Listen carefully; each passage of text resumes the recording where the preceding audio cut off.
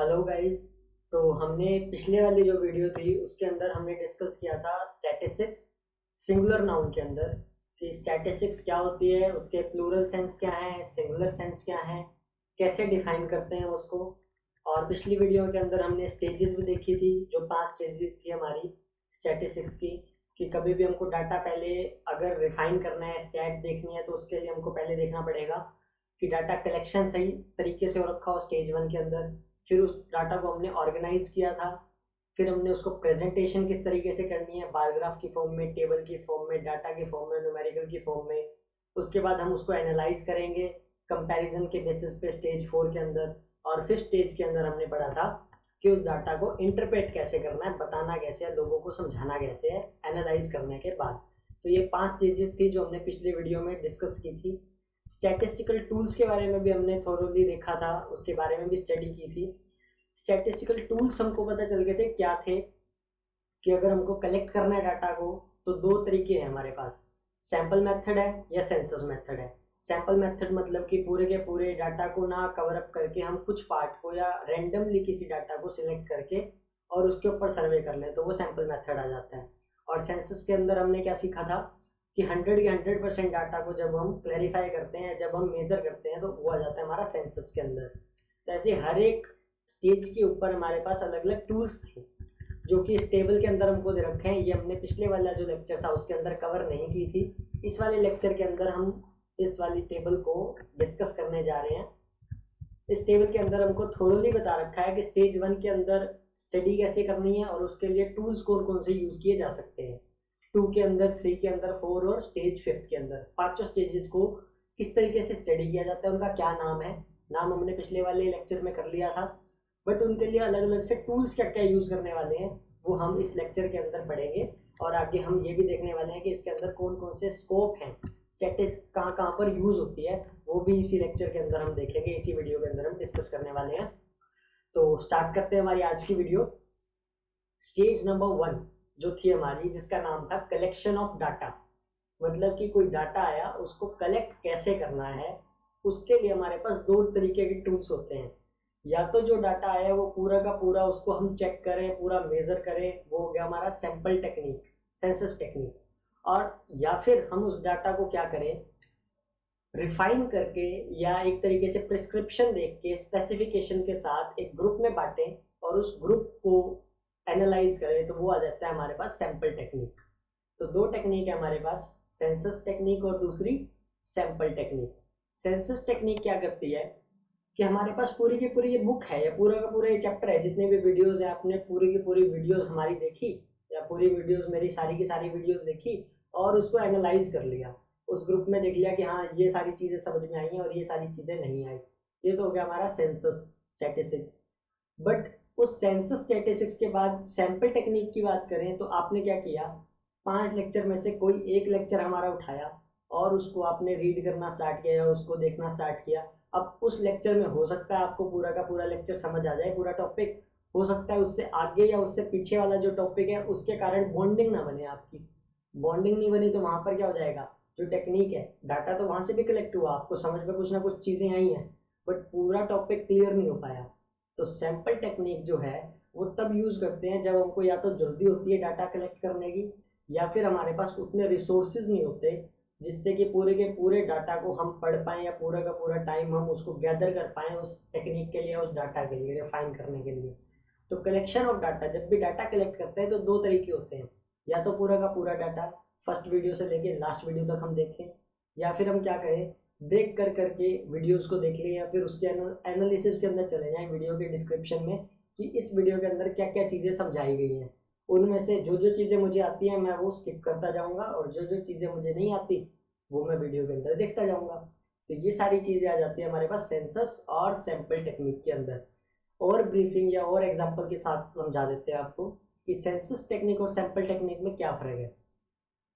Census तो हो गया होल सिलेबस को कट ऑफ करना, मतलब कि पूरे के पूरे सिलेबस का एक एक क्वेश्चन हमने निकाल के देखा। जैसे कि सपोज मैथ्स का कोई चैप्टर है, तो हमने क्या किया, 15 एग्जाम्पल हैं उसके, 5 एक्सरसाइज हैं और हर एक्सरसाइज में एटलीस्ट 5 क्वेश्चन हैं। हमने 15 एग्जाम्पल सॉल्व करके देखे, हर एक्सरसाइज के पांचों क्वेश्चन पूरे पूरे सॉल्व करके देख लिए। ये तो हो गया सेंसस टेक्निक। डाटा को कलेक्ट करने की, कि मुझे समझ में आ गया कि वो वाला चैप्टर मुझे समझ में आया है या नहीं आया। सारे क्वेश्चन मैंने जब करके देख लिए, आंसर भी मैच हो गए, तो इसका मतलब क्या हुआ, मेरे को वो चैप्टर सही से समझ में आ गया। दूसरा क्या है, सैम्पल टेक्निक। मैंने क्या किया, एग्जाम्पल सारे सॉल्व कर लिए, बट एक्सरसाइज में से, क्योंकि एग्जाम्पल और एक्सरसाइज लगभग कॉमन होती है, तो मैंने क्या किया, हर एक्सरसाइज में से एक एक या दो दो क्वेश्चन सॉल्व करके देख लिए। अगर उसका आंसर ठीक आ गया, इसका मतलब तब भी मुझे चैप्टर आ चुका है। बट यहाँ पर मैंने पूरा डाटा एनालाइज नहीं किया, सारे क्वेश्चन सॉल्व करके नहीं देखे, सिर्फ हमने रैंडमली कोई 2 क्वेश्चन, 3 क्वेश्चन या एक क्वेश्चन सिलेक्ट कर लिया एक्सरसाइज में से और उसको करके देख लिया। अगर वो निकल गया, इसका मतलब मेरा एनालिसिस ठीक है, मुझे चैप्टर समझ में आ गया। तो ये टेक्निक यूज़ की जाती है जब हमारे पास टाइम की कमी होती है, या फिर हमको जब जल्दी होती है डाटा को एनालाइज करने की, डाटा को जल्दी से कलेक्ट करने की। तो यहाँ पर हमारे पास रिसोर्सेज की कमी होती है। फर्स्ट स्टेज के अंदर 2 मेथड है, सेंसस या सैंपल। इन दोनों मेथड से हम क्या कर सकते हैं, डाटा को कलेक्ट। दूसरा हमारे पास आता है स्टेज 2, जिसके अंदर होती है ऑर्गेनाइजेशन ऑफ डाटा। कलेक्ट तो आपने कर लिया, अब डाटा आपने एक सॉल्व कर लिया, एक कॉपी के अंदर नोट्स बन चुके हैं इस चैप्टर के, स्पेसिफिकली कोई भी एक चैप्टर ले लिया हमने मैथ्स का। अब हमने क्या किया, ऑर्गेनाइजेशन ऑफ डाटा की, उस डाटा को ऑर्गेनाइज करना है। 2 तरीके हैं ऑर्गेनाइज करने के, एरे ऑफ डाटा या फिर tally bars. Array of data का मतलब क्या, फ्रीक्वेंसी के हिसाब से, या तो हमने डाल दिया डाटा एरे, मतलब कि असेंडिंग ऑर्डर में या डिसेंडिंग ऑर्डर में, या फिर हम क्या कर रहे हैं, उसको टेली बार्स की तरीके से शो कर रहे हैं, कि टेली बार्स के थ्रू फ्रीक्वेंसी को हम उसको दिखाएं कि कोई भी क्लास इंटरवल है या कोई भी क्लास है, उसके अंदर कितने बच्चे हैं, कितनी फ्रीक्वेंसी है, उसको हम टेलीज की फॉर्म में शो करें, जो टेली बार्स होते हैं हमारे, उसके फॉर्म में शो करें। तो 2 तरीके हैं ऑर्गेनाइज करने के डाटा को, या तो आप पूरे के पूरे डाटा को असेंडिंग या डिसेंडिंग ऑर्डर में लिख दो सीरीज बनाने के लिए, या फिर आप क्या करो, ग्रुप में बांटो पूरी की पूरी सीरीज को, 10 to 15 एक जगह, 15 to 20 एक जगह, 20 to 25 एक जगह, और उसकी टैली मेंटेन कर दो। सपोज एग्जांपल से समझते हैं, 30 स्टूडेंट्स हैं क्लास के अंदर, एक बच्चे हैं 30 हमारे पास, 30 में से हमारे पास 30 मार्क्स का एग्जाम है और 30 ही बच्चे हैं। कुछ बच्चों के 7 मार्क्स आए होंगे, कुछ बच्चों के 10 आए होंगे, कुछ बच्चों के 20 भी आए होंगे, 22 भी आए होंगे। तो मैं क्या करूँ, या तो रैंक वाइज लगा दूँ, असेंडिंग ऑर्डर में कर दूँ या डिसेंडिंग ऑर्डर में कर दूँ 30 के 30 बच्चों के मार्क्स, या फिर हम क्या करें, 0 to 5 वालों को एक कैटेगरी में रख दें, 5 to 10 मार्क्स वालों को एक कैटेगरी में रख दें, 11 to 15 वालों को एक के अंदर, 16 to 20 वाली कैटेगरी को एक के अंदर, 21 to 25 एक, और 26 to 30 एक कैटेगरी। तो 6 कैटेगरी बन गई। इन 6 कैटेगरी में जितने जितने बच्चे हैं वो फ्रीक्वेंसी के आगे टेली बार्स की तरीके से हम शो कर देंगे। तो वो एक मेथड हो सकता है समझाने का। या फिर हम क्या करें, टॉप टू बॉटम या बॉटम टू टॉप, मतलब कि असेंडिंग या डिसेंडिंग ऑर्डर में हम उसको प्रेजेंट कर दे, ऑर्गेनाइज कर दे उस डाटा को, कि जब भी कोई देखे तो या तो उसको बॉटम टू टॉप दिखाई दे या टॉप टू बॉटम दिखाई दे, कि हाईएस्ट मार्क्स किसके हैं और लोवेस्ट मार्क्स किसके हैं, और उसके बीच में एवरेज क्या आ रही है। ये सारी चीज़ें हो जाती है हमारे पास स्टेज 2 के अंदर। थर्ड जो स्टेज आती है वो आती है हमारे पास प्रेजेंटेशन ऑफ डाटा, कि उस डाटा को हमने ऑर्गेनाइज कर लिया, अब उस डाटा को शो करना है हमको। तो शो कैसे करें, जैसे कि टेली बार्स की फॉर्म में हमने क्या किया था, एक टेबल बनाई, 6 ग्रुप बनाए, उनके आगे 6 के आगे फ्रीक्वेंसी लिखी, उन्हीं फ्रीक्वेंसी को हमने टेली बार्स की फॉर्म में शो किया। तो ये तो बन गई एक टेबल। टेबल की फॉर्म में भी हो सकता है, ग्राफ की फॉर्म में भी हम कर सकते हैं, हिस्टोग्राम है हमारे पास, और ऑगिव चार्ट है हमारे पास, पॉलीगन्स होते हैं, ये सारे के सारे ग्राफ्स होते हैं जिसकी फॉर्म में हम शो कर सकते हैं कि लेस देन का ग्राफ बनाना है, मोर देन का बनाना है, किस तरीके का ग्राफ शो करना है। तो ग्राफ की फॉर्म में भी शो की जा सकती है, डाटा को प्रेजेंट किया जा सकता है, या फिर डायग्राम्स की फॉर्म में भी शो किया जा सकता है। कोई डायग्राम बना दिया हमने कि किस तरीके से हमने डाटा को प्रेजेंट करना है, तो उसकी अलग अलग टेक्निक्स हो सकती हैं, टेबल बना सकते हैं, ग्राफ बना सकते हैं, डायग्राम्स बना सकते हैं, ये सारी की सारी चीज़ें हैं। ग्राफ वगैरह के अंदर ये तुमने जो कोऑर्डिनेट्स थे हमारे फर्स्ट सेकंड थर्ड फोर्थ, ये सारे के सारे चैप्टर नंबर 3 के अंदर देखा भी होगा, 10th जो मैथ्स करके आए हैं, 10th क्लास की मैथमेटिक्स का जो थर्ड चैप्टर था हमारा, उसके अंदर सारा हमने ग्राफ ही सीखा था। और डायग्राम जो था वो हमने 14 चैप्टर स्टैटिस्टिक्स के अंदर भी सीख लिया था। तो बेसिकली वो सारी चीज़ें तुमको समझ में आ भी रखी होंगी।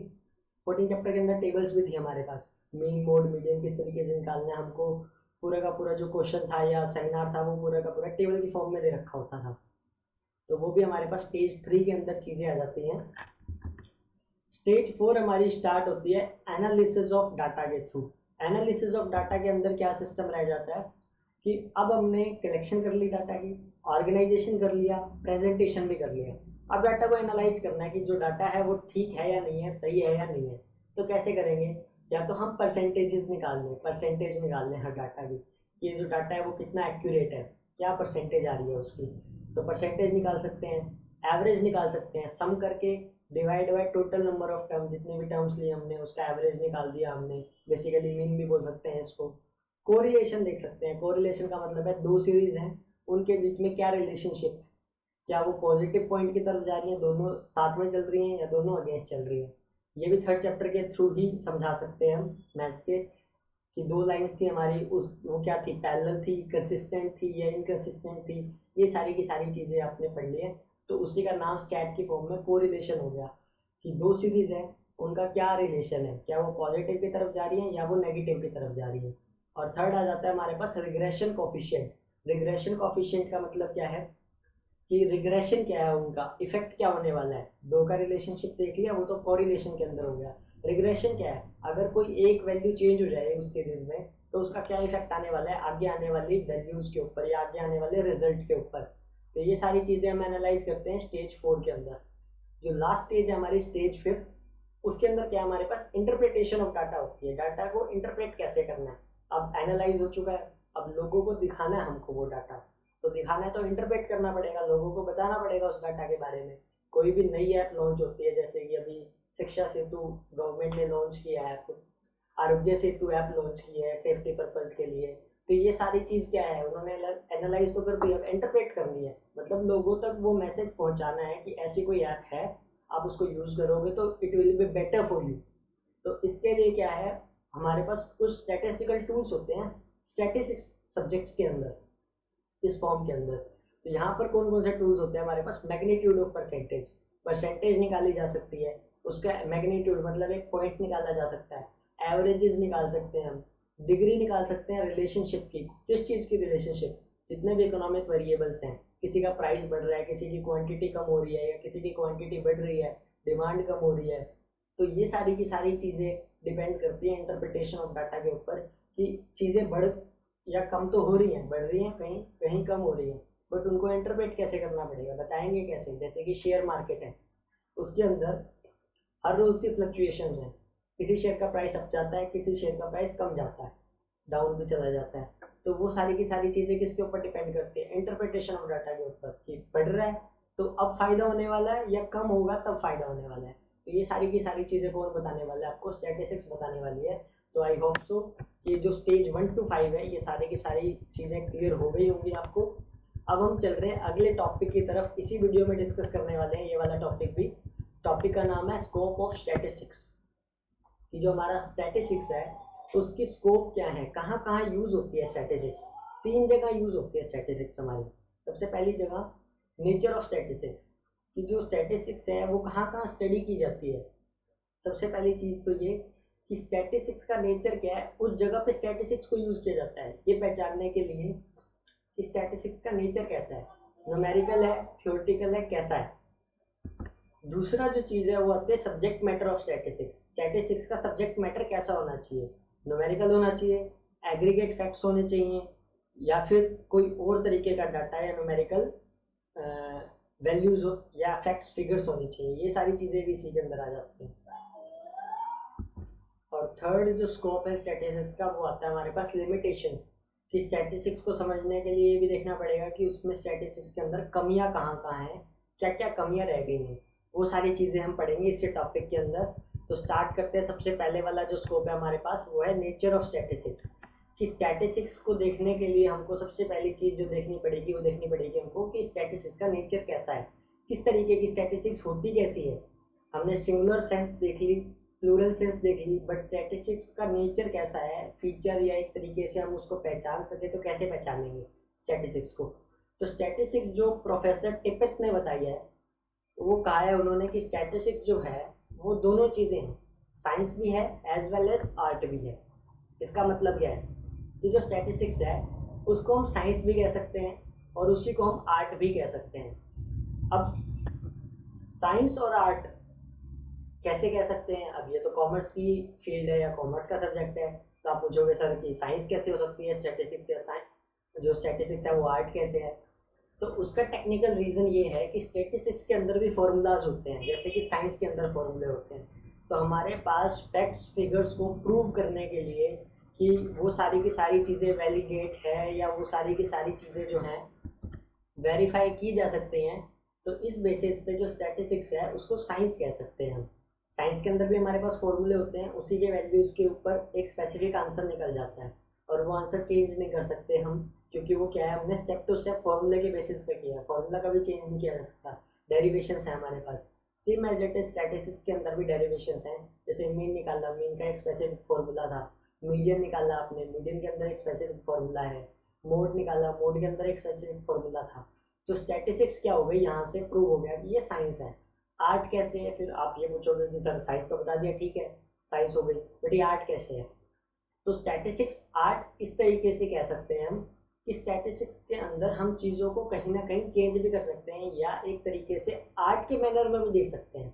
मतलब हमको क्या बनाना है, एक पूरी की पूरी टेबल को ग्राफ की फॉर्म में शो करना है, तो एक आर्ट हो गई कि आपको क्या करना पड़ेगा, ग्राफ बनाना पड़ेगा, ग्राफ की लाइंस ड्रॉ करनी पड़ेंगी और उसको क्या करना पड़ेगा, अपने हिसाब से डिज़ाइन करना पड़ेगा। तो एक आर्ट भी हो सकती है स्टैटिस्टिक्स। आर्ट का दूसरा एग्जांपल एक और तरीके से समझ सकते हैं कि स्टैट के अंदर बहुत सारी थ्योरेटिकल नॉलेज भी है। तो हम क्या कर सकते हैं, हमारी पॉलिसीज़ के हिसाब से ये जैसे हमको समझ में आ रहा है उस हिसाब से हम एग्जांपल्स को चेंज करके दिखा सकते हैं, एग्जांपल को बदल सकते हैं। तो वो सारी चीज़ें भी देखने को मिलती हैं हमको स्टैटिस्टिक्स है ना, आर्ट के फॉर्म में। जैसे कि आपको एक एग्जांपल से समझ में नहीं आया तो मैं क्या करूँगा, दूसरे एग्जांपल से उसको समझाने की कोशिश करूँगा। तो स्टैटिस्टिक्स क्या हो गई, आर्ट हो गई। यहाँ पर एक स्पेसिफिक फॉर्मूला था, फॉर्मूला तो ठीक है आपको याद ही याद रखना है सिर्फ, बट कुछ एक चीज़ें ऐसी हैं जो समझनी पड़ेंगी। तो उस समझने के लिए तुमको क्या करना पड़ेगा, एग्जांपल्स देखने पड़ेंगे, एग्जांपल्स माइंड में याद रखने पड़ेंगे। तो एग्जांपल्स को क्या है, एक एग्जांपल हो सकता है समझ में आए, दूसरा एग्जांपल हो सकता है ना आए। तो वो सारी की सारी चीज़ें क्या है, आर्ट के फॉर्म में आ जाएंगी आपके पास कि आपको क्या करना पड़ेगा, समझने के लिए आपको मैनर को चेंज करना पड़ेगा। बट साइंस के अंदर मैनर को चेंज नहीं करते थे, वहाँ सिर्फ स्पेसिफिक फॉर्मूला होता था, उसी को यूं का यूं याद कर लेते थे। तो यहाँ पर क्या है, स्टैटिस्टिक्स कहीं कहीं साइंस भी है और कहीं कहीं आर्ट भी है। इसलिए प्रोफेसर टिपेट ने कहा है कि statistics is both a science as well as art. तो स्टैटिस्टिक्स की अगर नॉर्मल डेफिनेशन पूछी जाती है आपसे तो यही लिख सकते हैं आप कि स्टैटिस्टिक्स बोथ है a science as well as art. और नेचर भी इसका यही है कि स्टैटिस्टिक्स दोनों चीज़ें हैं, साइंस भी कह सकते हैं उसको और आर्ट भी कह सकते हैं। आगे इन्होंने कहा है कि साइंटिफिक या सिस्टमेटिक मैनर होता है साइंस का, इस वजह से स्टैटिस्टिक्स को साइंस भी कहा जाता है। ये मैंने एग्जांपल के थ्रू आपको बता दिया है, बट मैं बुकिश लैंग्वेज के अंदर भी समझा रहा हूँ कि क्या होता है स्टैटिस्टिक्स, साइंस कैसे है, किस तरीके से डिफाइन किया है प्रोफेसर टिपेट ने। तो स्टैटिस्टिक्स क्या है, न्यूमेरिकल डाटा को शो करता है, मतलब कि साइंटिफिक है, सिस्टमेटिक मैनर को शो करता है, इसी वजह से इसको साइंस कहा गया है। रियल लाइफ प्रॉब्लम्स को लेके जाता है, इस वजह से इसको आर्ट कह रहे हैं ये लोग कि रियल लाइफ प्रॉब्लम जितनी होती है हमारे पास वो सारी की सारी इकोनॉमिक्स शो करता है, चैट शो करता है। जैसे कि आज के टाइम पे कोविड-19 के कितने पेशेंट्स आ रहे हैं, कितने रिकवर हो रहे हैं, कितने नंबर ऑफ डेथ हो रहे हैं, डिसीज कितने हो रहे हैं पर्सन, और एक्टिव केसेस कितने आ रहे हैं, ऑल ओवर वर्ल्ड क्या सिचुएशन चल रही है। तो ये सारी चीज़ें क्या हो रही हैं, चैट ही है। न्यूमेरिकल फिगर्स हमको पता चल रही हैं, ग्राफ शो हो रहे हैं डेथ के, डिसीज के, रिकवरी के, एक्टिव केसेस के, और हमारे पास टेबलर प्रेजेंटेशन के अंदर नंबर ऑफ केसेस शो हो रहे हैं। तो वो सारी की सारी क्या है, स्टैटिस्टिक्स ही है। तो रियल लाइफ प्रॉब्लम के बारे में बताता है, इसलिए आर्ट है। और साइंटिफिक मैनेजमेंट है इसकी, इस वजह से इसको साइंस भी कहा जाता है। तो ये बेसिकली समझ में आ गया होगा आपको कि नेचर क्या है, दोनों है स्टैटिस्टिक्स का, साइंस भी है और ये दूसरी चीज़ आर्ट भी है।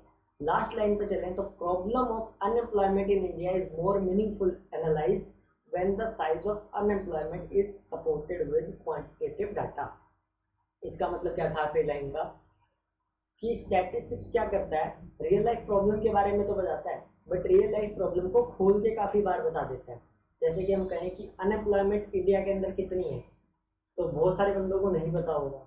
21.9% पॉवर्टी रेट है हमारा इंडिया का, 2017 की रिपोर्ट के हिसाब से जो यूएन ने दी थी और जो WHO ने दे रखी है। तो 21.9%, लगभग 22% जो लोग हैं वो बिलो पॉवर्टी लाइन से नीचे हैं, पॉवर्टी लाइन से नीचे आ जाते हैं, बिलो लाइन में आ जाते हैं। तो यहाँ पर क्या है कि हमको ये चीज़ प्रूव करने में क्या लगा कि एक स्टेटमेंट, एक रिपोर्ट लगी कि कितने लोग अनएम्प्लॉयमेंट है या कितने लोग अनएम्प्लॉयड है कंट्री के अंदर, क्या परसेंटेज है, परसेंटेज बता दी तो समझ में आ गया आसानी से। यही हम कह देते कि इतने करोड़ लोग अनएम्प्लॉयड हैं, या बिन ऐसे ही कह दें कि हर एक 4 में से 1 पर्सन जो है वो अनएम्प्लॉयड है, तो बहुत सारे बंदों को समझ में कम आएगा। अब यहाँ पर हमने क्या कर दिया, परसेंटेज की फॉर्म में शो कर दिया, या हमने एक टेबुलर, एक न्यूमेरिकल वैल्यू दे दी कि आपको इंडिया के अंदर अगर बिलो पॉवर्टी लाइन के लोग देखने हैं तो वो क्या होंगे, 22% के लगभग मिलने वाले हैं, 21.9%। तो ये क्या हो गया, एक साइंटिफिक मैनर हो गया, एक वैल्यू हो गई जिसके बेसिस पे स्टैटिस्टिक्स ने क्या कर दिया, अनएम्प्लॉयमेंट के रेट को डिस्क्राइब करने का जो प्रोसीजर था वो बड़ा आसान कर दिया। तो ये सारी की सारी चीज़ें हैं जो हम स्टैटिस्टिक्स के नेचर के अंदर देख सकते हैं। अगला जो टॉपिक है वो है हमारा सब्जेक्ट मैटर ऑफ स्टैटिस्टिक्स। जो स्टैटिस्टिक्स है उसका सब्जेक्ट मैटर क्या है, मतलब किस बेसिस से बन के मिलती है। स्टैटिस्टिक्स हमेशा 2 फैक्टर्स होते हैं या 2 ऑब्जेक्ट्स हैं जिनके थ्रू स्टैटिस्टिक्स को बनाया जा सकता है, जिनके मेल से स्टैटिस्टिक्स बनती है। वो 2 चीज़ें हैं, डिस्क्रिप्टिव स्टैटिस्टिक्स या इन्फ्रेंशियल स्टैटिस्टिक्स। ये 2 पार्ट हैं या 2 कंपोनेंट्स कह सकते हैं, 2 फैक्टर्स बोल सकते हैं। ये 2 चीज़ें हैं जिनके बेसिस पे स्टैटिस्टिक्स को डिवाइड किया जा सकता है। 2 चीज़ें कौन सी हैं, डिस्क्रिप्टिव और इन्फ्रेंशियल।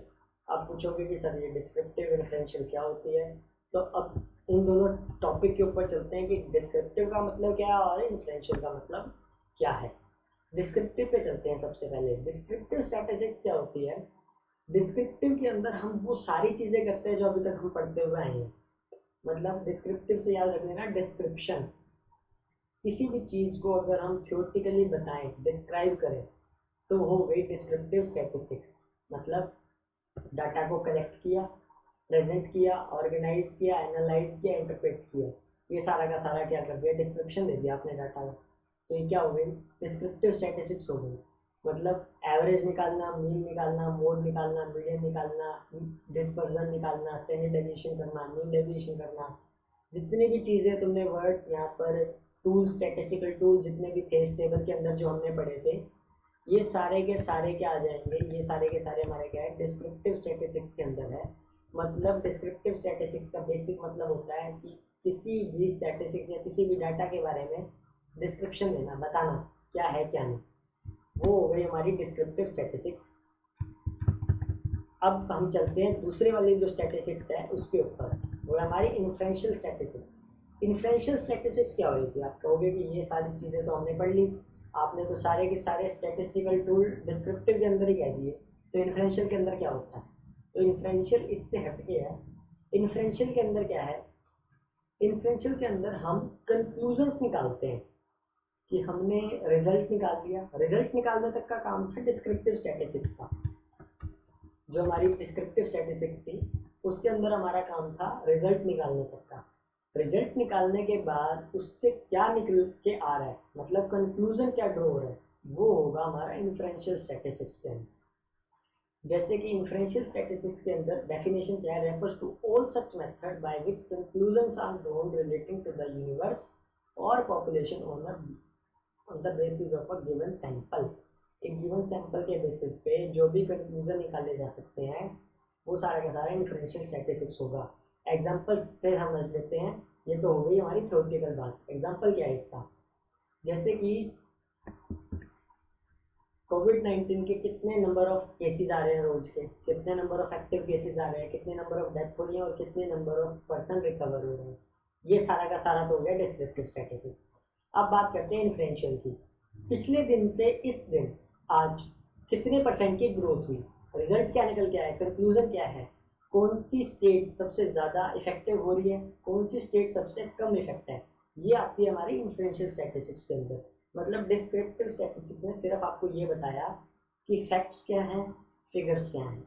मतलब कोई डाटा आ रहा है आपके पास तो वो कैसे आ रहा है, वो सारा का सारा जो मेथड था, जो भी टर्मिनोलॉजी थी, जो भी टेक्निक थी, वो सारी की सारी डिस्क्रिप्टिव स्टैटिस्टिक्स के अंदर आ गई। और इन्फ्रेंशियल ने आपको क्या बता दिया, ये डाटा तो ये है, अब इस डाटा का आपकी लाइफ के ऊपर क्या इफेक्ट आने वाला है, या आप उसको किस तरीके से देख रहे हो, क्या ग्रोथ हो रही है केसेस में या वो डाउन की तरफ जा रहे हैं, नंबर ऑफ पर्सन जो डिसीज हो रहे हैं वो बढ़ रहे हैं या कम हो रहे हैं, पिछले दिनों के हिसाब से। तो ये सारी की सारी चीज़ें आ जाती है इन्फ्रेंशियल के अंदर। मतलब यहाँ पर हमारी बायसनेस देखने को मिल सकती है इन्फ्रेंशियल के अंदर। मतलब कि हम उसको कंक्लूड कर सकते हैं चीज़ों को कि किस तरीके से हमको उसको रिजल्ट को देखना है। आप हम अपने नज़रिया ऐड कर सकते हैं इन्फ्रेंशियल स्टैटिस्टिक्स के अंदर।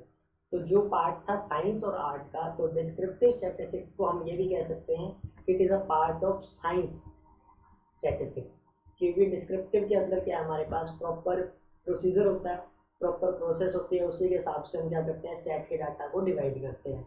और इन्फ्रेंशियल स्टैटिस्टिक्स क्या है, इन्फ्रेंशियल स्टैटिस्टिक्स के अंदर हम क्या कर रहे हैं, कोई प्रोसीजर वगैरह नहीं है हमारे पास, डाटा का रिजल्ट आ चुका है, उस रिजल्ट को हम क्या कर रहे हैं हमारे बायसनेस के हिसाब से, हमारी सोच के हिसाब से हम उसको क्या कर रहे हैं कंक्लूड कर रहे हैं कि ये जो डाटा है वो क्या काम आने वाला है या किस तरीके से हम उससे काम लेने वाले हैं, वो आ जाता है हमारा सारा का सारा इन्फ्रेंशियल स्टैटिस्टिक्स।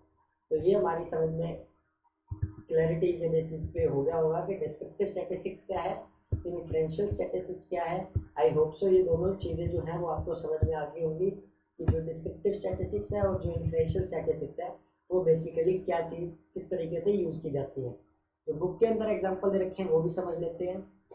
जो डिस्क्रिप्टिव स्टैटिस्टिक्स है is used when you estimate average height of secondary students and primary students of your school. मतलब कि आपने जब एवरेज हाइट निकाल ली है तो वो तो क्या हो गया डिस्क्रिप्टिव स्टैटिस्टिक्स हो गई, सारे बच्चों को इकट्ठा किया, एवरेज उनकी हाइट मेजर की, उन सबका एवरेज निकाल दिया, तो ये क्या हो गई हमारे पास डिस्क्रिप्टिव स्टैटिस्टिक्स हो गई।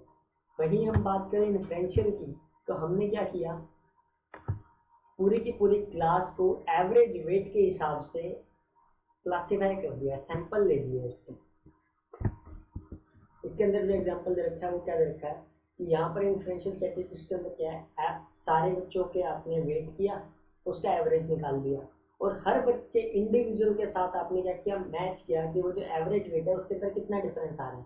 सपोज 5 बच्चे हैं, एक का वेट 40 है, 45, 50, 55, 60, तो 5 बच्चे हैं उनका ये वेट था 40 से स्टार्ट हुआ, 40, 45, 50, 55, 60। तो एवरेज वेट जो है 50 आ गया हमारे पास एवरेज वेट।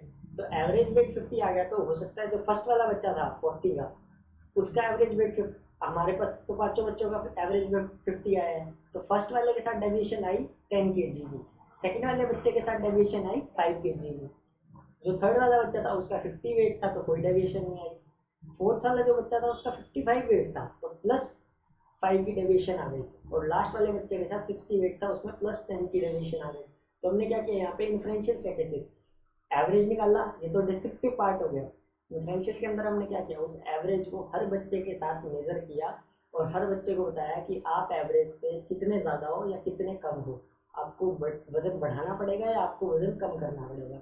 उसके ऊपर जो हमने रिसर्च की या जो हमने रिजल्ट निकाला कंक्लूजन निकाला वो सारा का सारा हम देखते हैं इन्फ्रेंशियल स्टैटिस्टिक्स के अंदर। एक पॉइंट दे रखा है हमको अलग से साइड में, एक वर्ड भी आया था हमारे पास पॉपुलेशन या यूनिवर्स।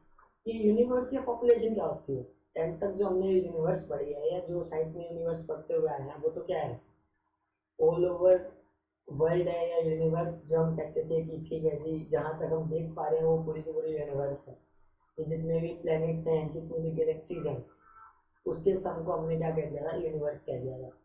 तो यहाँ पे हम स्टैटिस्टिक्स के अंदर भी यही चीज़ें कर रहे हैं।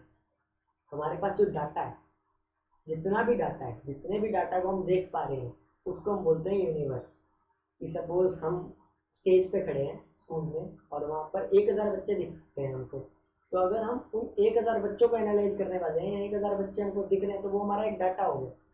तो उस 1000 बच्चों को हम यूनिवर्स बोलेंगे स्टैटिस्टिक्स के फॉर्म में, कि हमको जो रिसर्च करनी है वो इन्हीं 1000 बच्चों के ऊपर ही करनी है। तो ये हमारी यूनिवर्स होगी, हम इससे बाहर नहीं जाने वाले, हम किसी और स्कूल के बच्चों के ऊपर रिसर्च नहीं कर रहे।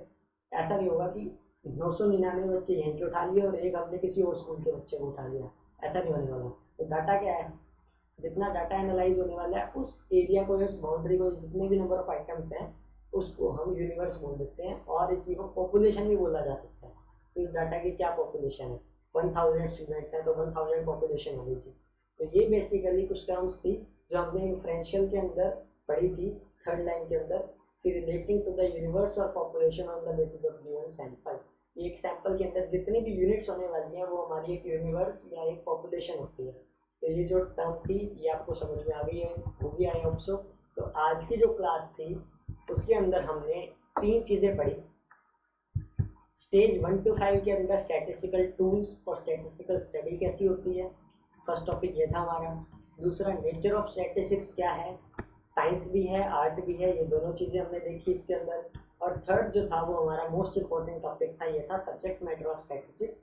फिर डिस्क्रिप्टिव स्टैटिस्टिक्स क्या होती है और इन्फ्लुएंशियल स्टैटिस्टिक्स क्या होती है। तो बेसिकली अगर शॉर्ट क्वेश्चन में मत पाएगा तो सब्जेक्ट मैटर ऑफ स्टैटिस्टिक्स कई बार आ जाता है पेपर के अंदर, तो ये मोस्ट इंपॉर्टेंट क्वेश्चन है।